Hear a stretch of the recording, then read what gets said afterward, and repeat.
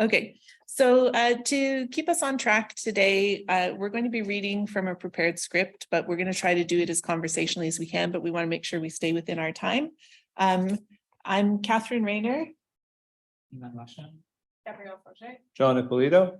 So our title today is Interconnections and Repertoires, exploring and it's blocked by a picture. So Linguistic and social integration of adult migrants across international contexts. Fantastic, but you can't see it here. All right. So it's not advancing there. So the presentation today reports on an international research project examining the language learning and social integration experiences of adult migrants.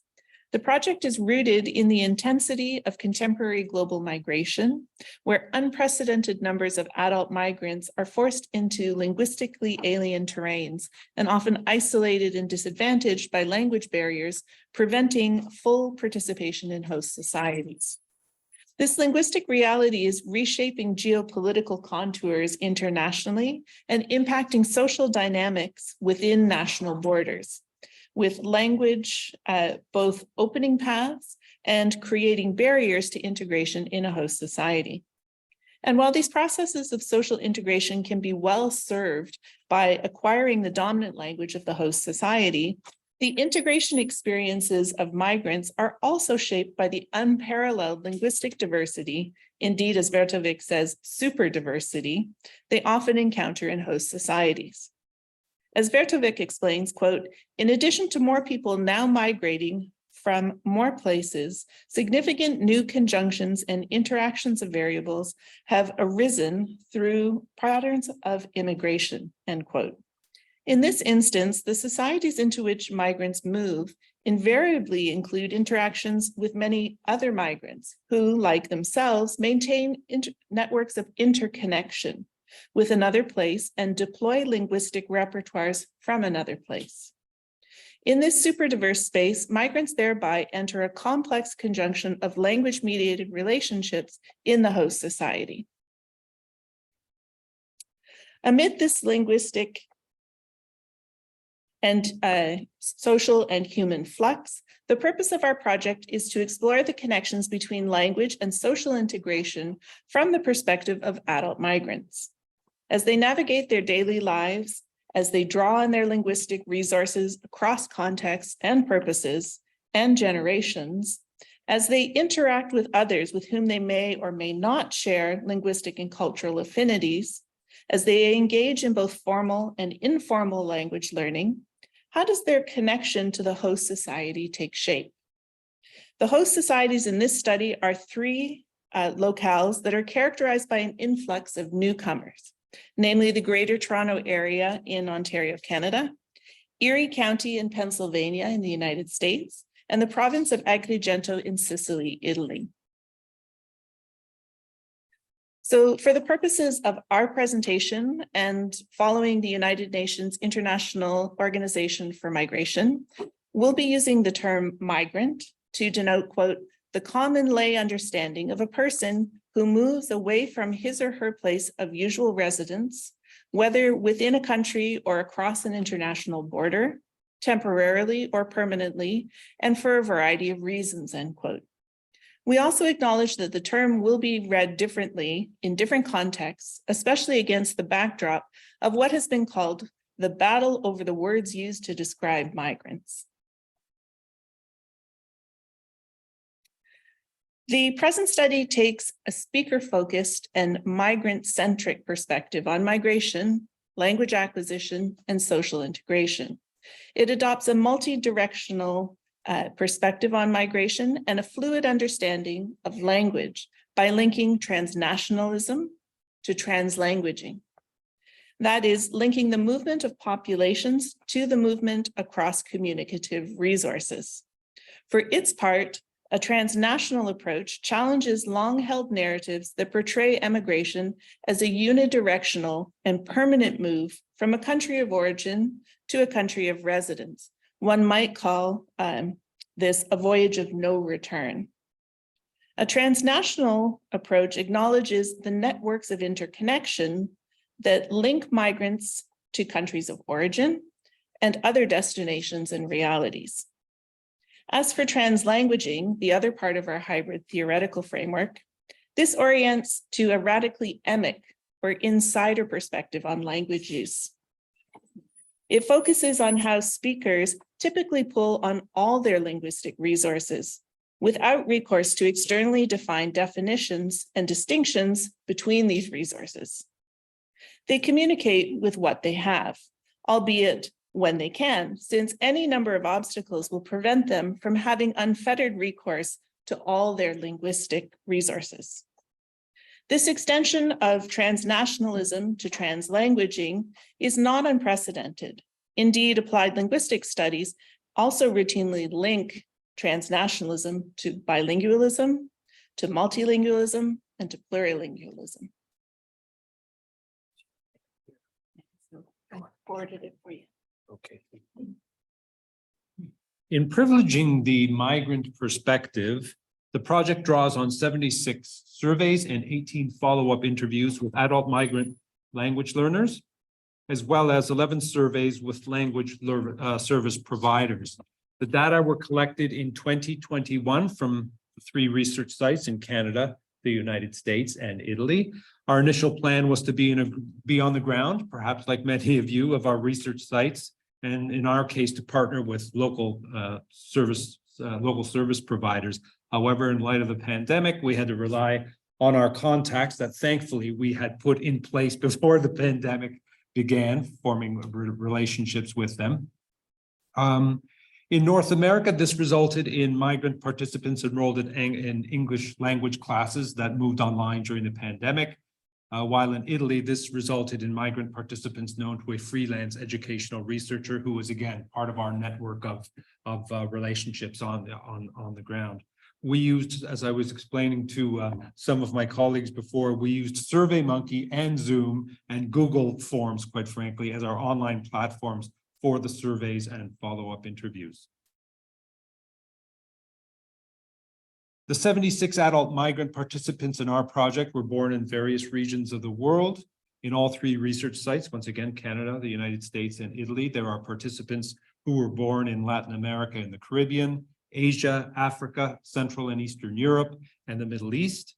Participants from Latin America and the Caribbean, unsurprisingly, identified Spanish as their first or dominant language.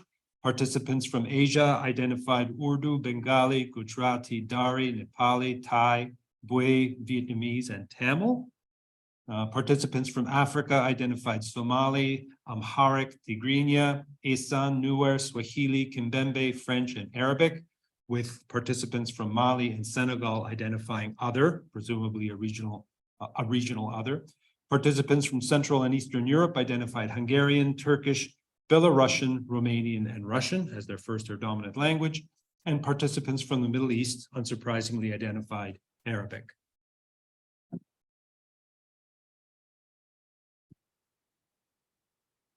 In this brief report on our findings, we draw selectively to share 3 emerging research foci, beginning with the first, which examines how migrant language learners view the role of language in their social integration.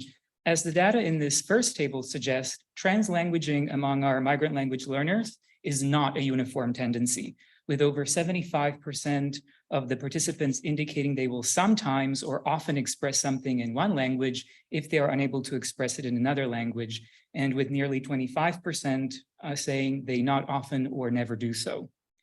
Further, building greater proficiency in the host language does not imply participants will cease to use their other languages. As we can see in the second table, nearly 90% believe they will continue to translanguage often or sometimes when they are comfortable with the host language. Moving to our second research focus, namely formal and informal language learning contexts, the data suggests that migrants want to learn to communicate, and for that reason, they prefer developing speaking and listening skills. Learners in all 3 of our sites prioritize these skills for both formal and informal learning contexts. These findings contrast with many language classrooms that have tended to prioritize linguistic competence and the development of reading and writing skills. However, as exemplified in these quotes from the service providers, Our data has also revealed logistical and context-based barriers to learners accessing formal language learning opportunities. Examples include a lack of awareness of programming, the unavailability or inaccessibility of classes in terms of timing, transportation, and technology, as well as curricula that are not designed specifically to meet the migrants' learning needs. For instance, Nanny, a service provider from our US site, speaks here about scheduling issues. One of the biggest challenges is student attendance because of work schedules as well as family health issues and children's school schedules. Our agency offers daytime as well as evening classes in order for students to adjust to their schedules. In the second quote, TC, another of the service providers from our US site, speaks about transportation barriers. Transportation is often a barrier as well, so our agency tries to locate classes throughout the city and county. Finally, Kika, a service provider from our Canadian site, speaks here about technological challenges. Many adult learners are not attending ESL classes because they don't have a device or don't know how to operate the devices needed to enter an online class. Turning to our last research focus, namely agency and resistance, the vast majority of the migrants reported having some agency in their language learning experiences and in their language choices. Some participants reported that they acted agentively because they saw learning the host language as necessary for integration, as exemplified in this quote from Rehner. I participate in class of English. It's my decision. What I understand English is, it's a tool. My class is a tool. It's a good tool for my life. Others reported acting out of a personal desire to communicate, as shown in this quote from Manka. You learn the language, and it's something that you want to apply. You want to apply in your daily life. The way you talk to your children, you talk to adults, you talk to elderly, and you talk to other people, you know, in the community or workers. Interview participants frequently mentioned that they used their agency within the context of an overt struggle or challenge. Manka explains that she has worked very hard to improve her language structure, but struggles with grammar. Because I struggle with it. Yeah, throughout my lifetime, I struggle with it. It's one of the beasts that haunts you in bed. Grammar is my beast. You know how English grammar can be complicated. While participants frequently discussed challenges with agency, they also frequently gave themselves credit for their struggles. Mo maintains that it is important to speak a new language without worrying too much about making mistakes. I don't have any impressive to speak English. I speak English. I don't worry whether it's good or bad. Well, excuse me, whether it's good or not. Why for that? I speak English. I want to learn English. I don't speak, I don't learn. In addition, migrant participants told us that while they acted agentively in terms of their language learning or language choices, they did so out of a perceived obligation to develop their competence in the host language, as exemplified in this quote from Chris. Everything I need to do, I have to know how to speak English, how to write English. Everything is in English. This perceived obligation also impacted beliefs about one's home language use, as Mo explains. In every place, we use the English language. I don't need Arabic here, only at home. Another theme related to agency and obligation was a reported obligation to act on behalf of one's children. Manka speaks here about her responsibilities regarding her children's linguistic repertoires. Like, I sometimes come with my kids from saying my own language and then saying to English, and my kids would miss out half of what I said because half of it I used Somali, half of it I used in English. And they're like, Mommy, what was that in English? I'm like, I'm not saying it to you. You have to learn your language. And they're like, you didn't teach me, so it's not my fault. So trying to back up and say it's mommy's fault, admitting that we as a parents have to somehow like find accountability like for our own actions. Lastly, concerning the absence of agency, despite their efforts, some migrants may still encounter situations where they feel they have little to no agency due to the global pandemic, which Rehner explains limited his opportunities for communication and language practice. I think with the pandemic is very difficult interacting for the other person. All people is prevent the contact, prevent speak, only hi, have a good day, you too, no more. Others felt they had little or no agency due to limited language proficiency, as shown in this quote from Tharji. People around speak very fast English because they are born in Canada. I speak and classroom speak, teachers speak slow, so I understand easy.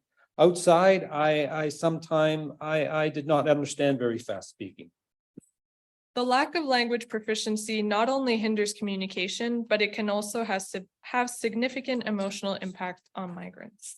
We are going to conclude very, very quickly with 3 suggestions for practice and policy. Firstly, since migrant language learners are the ones who navigate the relationship between their languages, migrant perspectives on their own experiences and needs should be central to decision-making.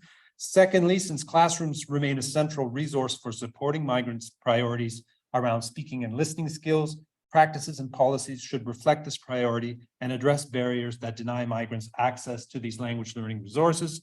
Thirdly, and finally, since migrant language learners translanguage to varying extents and for varying reasons, practices and policies should reflect the personal rather than general nature of the relationship between migrants' dominant languages and the host society language.